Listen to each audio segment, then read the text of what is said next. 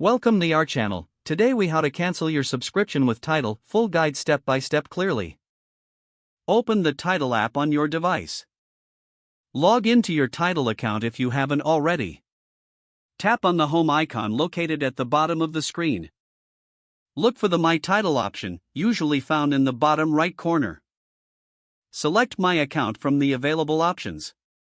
In the account settings, scroll down to find the subscription section. Tap on Manage Subscription. You will see your current subscription details. Choose the option that says Cancel Subscription. Follow the on-screen prompts to confirm your cancellation. Make sure to review any information regarding the cancellation policy.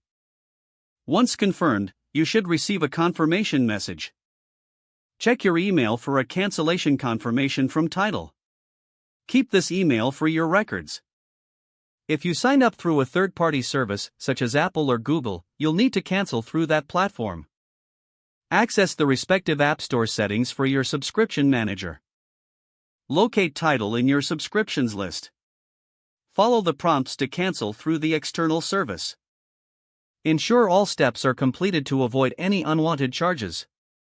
Once canceled, your subscription will remain active until the end of your billing cycle. After your cycle ends, you will no longer have access to premium features. If the page does not load, refresh the browser or try again in a private or incognito window. Make sure you are using the correct email address, then retype it carefully to avoid small typos. If your password is not accepted, use the reset option and create a new strong password you can remember.